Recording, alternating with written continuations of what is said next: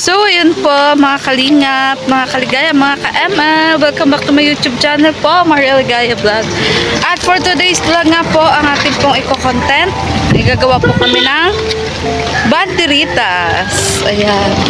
Kakaibang banderitas po yung aming gagawin ngayon. So, yun po. Samahan niyo po kami mga kalingap. Let's go!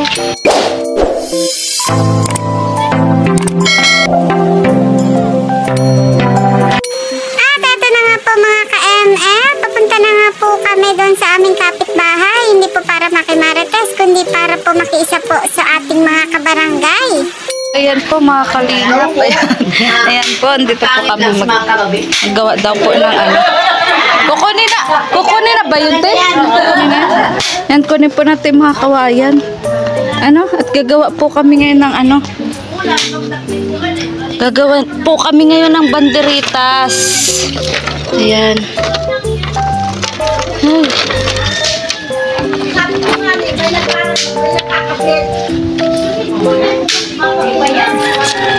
Ay!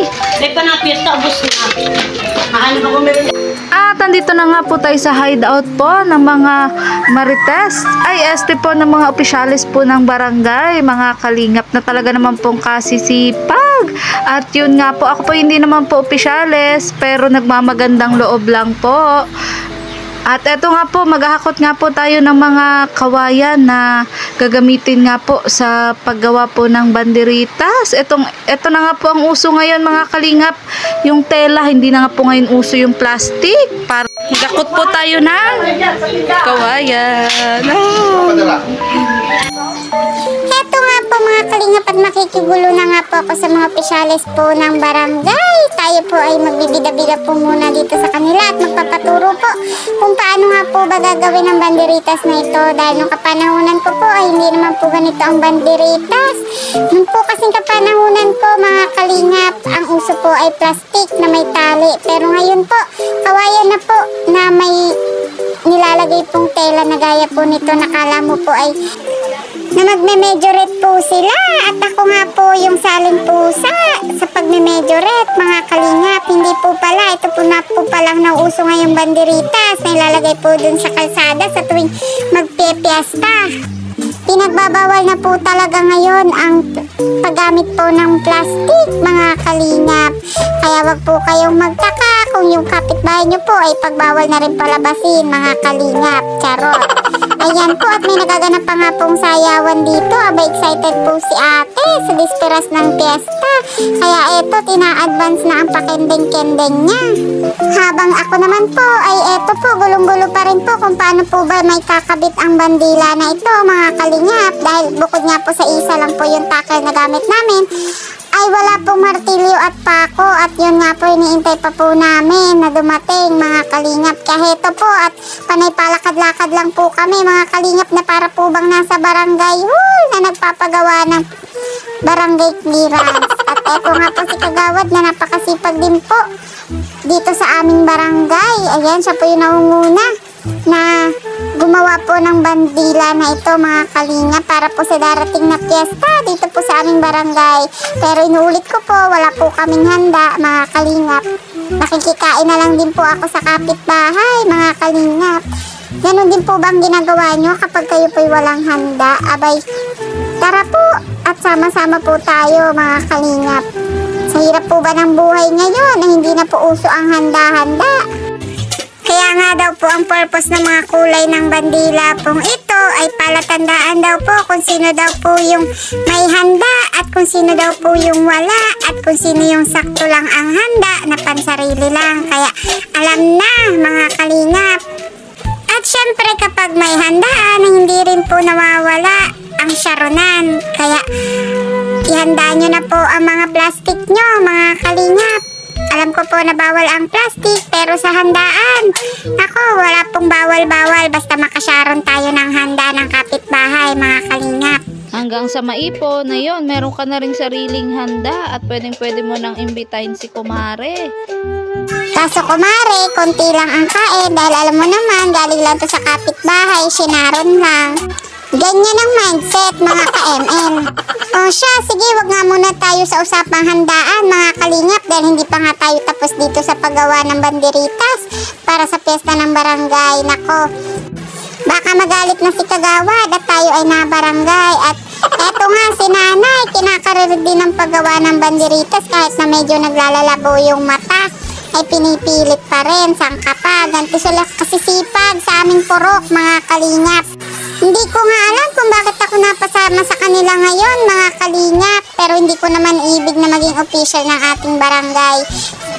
Basta bigla ko na lang naibigan na maging isang huwara na kabarangay. Eto nga, hindi nga ako mapakali sa paggawa nito, mga kalingap. Punta dito, punta doon. Nakakalito po kasi kung nasan po ba yung pako at martilyo. Dahil yun nga, hiram-hiraman lang po kami, mga kalingap. Dahil isa nga lang po yung gamit namin na take, isa lang din po yung martilyo at pako. Kaya ayun, hiram-hiraman na lang kami magbigayan. Yun nga po ang turo ni Kapitan sa barangay. Charot. Pero alam nyo po, mga kalingap, hindi ko rin po talaga may pagkakaila na masarap din po talagang makiisa sa gawain po sa barangay. Dahil bukod nga po sa nakikiisa po tayo, ay nakakatulong din po tayo sa mga gawain po sa barangay at aware po tayo kung ano na po ba talaga ang nangyayari sa ating kabarangay. Ayan, lalong-lalo na po yung mga nagmamarites dyan. Baka di ka po mag-ala, may isa ka na rin po sa minamarites pala nila. Abay, labas-labas din, mga kalingap, mga ka-ML. Eto nga, at bago man lang po siguro matapos namin ang paggawa po ng banderitas na ito, ay siguro po nahilo na po kami sa kakabalik-balik po na para po bang nasa barangay na hindi mapakali dahil pinabarangay ng kapitbahay. Charot. At ayan, eto nga po, bisibisihan nga po ako, ibang kulay na naman po yung aking ginagawa, puti na naman dahil naubos na yung mga pula. Sabi ko nga po sa inyo, meron nga din pong color coding, kung sino po yung maraming handa ay pula daw po, kung sino naman po yung konti lang ay green, kung sino naman po yung puti ay yung walang-wala. O alam nyo na, mga ka-ML, mga kalingap, tandaan nyo na yan. Para sa darating na pesta sa inyo ay alam na mga kalingap kung saan kayo pupunta. Kaya alam nyo na, mga kalingap, mga kaligaya, kapag puti ang nasa bandang bahay nyo ay huwag nyo nang asahan na may pupunta dahil ang puting banderitas nga daw po ay yung mga walang handa. Kaya yung mga gustong makaligtas dyan, aba, ay kontratahin na yung mga maglalagay ng banderitas. Charot. Pero alam niyo po ba, ang paghahanda din daw po tuwing piyesta, ay may kaabkibat din naman po na kahulugan yan, mga kalingap. Ang paghahanda nga daw po ay bilang pasasalamat na rin po sa ating Panginoon Diyos sa mga biyayang ating pong natanggap. Kaya kung alam mo naman po na meron kang panghanda at marami ka rin naman pong blessings na natanggap bago po magpiyesta, ay huwag ka na po mag-alinlang maghanda at minsan lang naman po yan, mga kalingap, bumawi ka na lang kapag sa kanila ay nagpiyesta din. Ikaw naman ang pumunta. At yun nga po, habang ine-edit ko nga po ang video to ay napansin ko na bigla pong lumiliwanag sa aming pwesto. Napaisip nga po ako na baka sa sobrang kasipagan namin ay balak na din kaming kunin ni Lord dahil masyado na po kaming mababait at masisipag sa barangay. Charot. Dahil may kasabihan nga po tayo, kung sino pa po yung masamang damo ay hindi po agad napupunta sa langit, hindi po agad kinukuha ni Lord. Kaya heto po, magparamamarites-marites po muna tayo dito, pag-usapan ng buhay ng iba hanggang masira sila. Charot. Huwag pong ganon, mga kalingap. Diyan po tayo mababarangay kapag tayo ay panay tambay sa labas ng ating bahay. Halos ilang oras nga din po namin itong ginawa, mga kalingap, hindi po talaga barabasta. At eto nga po si ate na di na po nakatiis, nakita ang aking camera at nagpractice na po kung paano daw po ba siya magiging host sa darating na piyesta. Charot. Ay, ewan po ba nito camera kong ito, para pong tila tayo ay nasa langit, bigla na lang po lumiliwanag. Kilabutan ka na pag kami bigla naglaho na. Pero yun nga po, bago pa man po kami maglaho, ay dapat po matapos na po namin ang banderitas na ito ng bukas po ay maikabit na. Eto nga po, at bago nga lang po ito matapos, ay hilong-hilo na po kami sa kalalakad, mga kalingap. Diyan nyo po masasabi na talagang kami po ay masisigasig dahil hindi po makakagawa ng hindi po lakad ng lakad. Kailangan po ay lakad ka po talaga ng lakad. Pero hindi rin po kami talaga nakatiis sa kakalakad. Kaya eto po at kami po'y naupo na dahil ito naman po ang gagamitin namin sa pagkabit, pako at martilyo. Pero isa nga lang po ang martilyo kaya kumuha po muna ako ng bato para paraan na po ito mga kalingap para mas mapabilis tayo. At syempre po habang nagagawa nga po kami nito, hindi po mawawala yung may kamaritesan po tayo. Pampagana po yan ng paggawa mga kalingap, pampagbagal lang nga po ng paggawa. So, meron pong advantage at meron ding disadvantage kapag may kasama ka talagang gumawa. Pero ang mahalaga po ay matatapos po natin ito na magkasama mga kalingap, mga kalingap. Habang si ate ay ayun, relax na relax po na nasa likod, hayaan na natin dahil senior na yan, mahina na ang tuhod, hindi na kayang umupo ng ganito. Heto nga po, at kahit po yung nananahimik po na bato sa kanilang lupain ay ginamit ko po muna para mapabilis po ang pagpako. Dahil marami-rami pa nga po ito mga kalingap at baka tayo nga po'y gabihin. Huwag nyo na pong pansinin na pagkabukaka ko dyan mga kalingap. Basta ang mahalaga po ay tayo ay nagsisikap. Kahit medyo nakaburikat. Wala po kasing upuan mga kalingap. Kaya eto po at tsaga-tsaga po muna tayo. Kanya-kanya po ng pwesto, hindi pa rin po talaga nakakatiis. Mapaupo, mapatayo, ay panay pa rin po ang maritesan, mga kalingap. Hanggang sa matapos nga po namin ito. Bago man lang nga po namin ito matapos, ay nako, marami na pong nasirang buhay, charot. Gaya nga po ng sinabi ko, ako po hindi po opisyalis ng barangay. Isang concerned citizen lang po na nag-alala sa ating mga senior citizen dahil yun nga po, hindi na daw po kaya nilang umupo ng ganito para po magawa ito. Kaya eto po, at kasama na rin po sa ating paglingap ang tumulong po sa mga senior citizen na kahit papano po hindi po sasakit ang tuhod nila sa mga ganitong gawain. To the rescue po tayo mga kalingap, hindi lang po para sa mga kabataan kundi pati na rin po sa mga nakakatanda ng ating barangay. Hindi nga lang po maganda yung aking pwesto pero pagtsagaan nyo na mga kalingap, yan na po talaga yan, wala na po akong magagawa. Charot. Mas mainam na po kung pagtsatsagaan ko po ang ganitong pwesto kaysa naman po rayumahin ang ating mga nakakatandang barangay mga kalingap.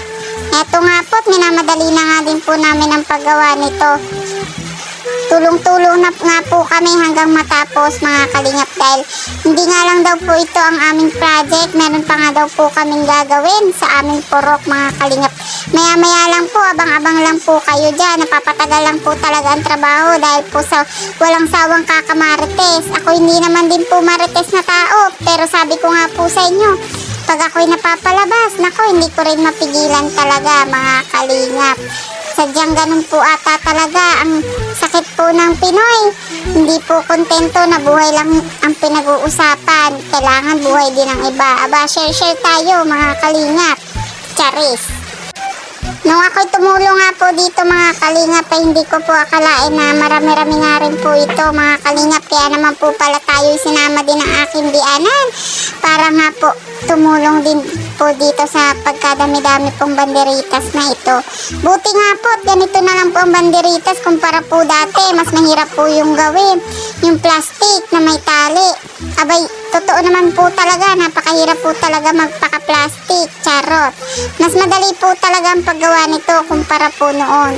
Kaya Hi, eto nga po. Pukpok dito, pukpok doon. Hanggang sa matapos nga po ang mga banderitas pong ito at ating pong iwagayway sa ating mga kalsada. Eto nga po at kanya-kanya na po kami ng pukpok nang matapos na. Habang sila po martilyong gamit, ako lang po ay bato. O diba, hindi pa rin po talaga nakakatiis, panay marites pa din. Sige, hanggang abutin ka dyan ng kung anong oras, kakamarites. Sabay dali-dalian na natin. Bago pa natin mapag-usapan ang buhay ng ating buong kabarangay. Diyos ko, madami-dami po yun. Naabutin tayo ng kung anong oras. Bago man lang natin matapos ito, ay may kasama pang tabuga. Dahil sa sobrang tagal, gawa ng ating pagmamarites. Ere nga po, tandami na nga pong kawayan. Kulang na lang ay magtinikling kami dito para malibang-libang. Dahil nakakaumay na po ang ganitong gawain mga kalingap. Sa una lang po masaya, nakakalibang, pero habang tumatagal nakakaumay na, parang gusto ko na nga pong itapon. hapon mga kalingap. Charot lang. Heto nga po, tukpok pa mo hanggang sa yun, matatapos na nga po mga kalingap. Ayun nga po, tumayo na po si ate. Suko na siya ata o natapos na niya yung gawa niya. Sana tapos na agad. Eto nga po at may paapang na extra. Ayan, dahil yun nga, tapos na po pala ang paggawa po ng banderitas. Ako na lang po ang naiwan. Ayan, marites pa kasi, marites pa more. At yun, sa wakas nga po ay nakatayo na rin po ako mga kalingap dahil tapos na nga po ang paggawa ng banderitas. Si nanay na lang po ang natitira. Hayaan na po natin si nanay dahil senior na po yan. Habang tumatanda ay lalong bumabagal. Inawain na lang po natin mga kalingap. At syempre hindi pa nga rin po doon nagtatapos ang pagsisipag po natin sa ating barangay mga kalingap. Eto nga po at nag-volunteer na din po ako na magpintura po ng bakal or pinto po ng ating purok sa barangay. Kasama po ang ating mga kabarangay na ayun sa loob imbis magpintura ay panay maritesa na naman mga kalingap. Charot, masyado po daw kasi silang napagod sa paggawa ng banderita. Sa tiisa lang po ang paintbrush kaya hinayaan po muna nila ako na po muna ang gumawa at palit-palitan na lang nga daw po kami sa pagpintura mga kalingap. Eto nga po, kinakarir ko na nga po ito nang matapos na bago man lang po sila matapos na magmaritesan sa loob ay eto tapos na, uuwi na kami mga kalingap. O diba, hayaan na po natin sila at mga senior na po yan. Kailangan na lang po nila ay mag-enjoy sa buhay. Mag-enjoy din po sa buhay ng iba. Charot lang. Siyempre po masaya po ako sa ginagawa kong ito mga kalingap dahil parte na nga rin po ito ng paglingap. Heto nga po at hindi po nakatiis ang aking biyanan sa loob at lumabas pa. Sabi ko nga po ay pumasok ka na mama at ikukulong ko na kayo. At si kapitan na ang bahala sa inyo na dalhin kayo sa barangay. Charot. Siyempre yun nga po, naghahanap din po kasi siya ng brush dahil yun nga, naiilas po siya na ako lang po ang nagpipintura mga kalingap. Kaya nga heto nga po mga kalingap, kinuha na po sa akin ng paintbrush at siya naman daw po ang magpipintura.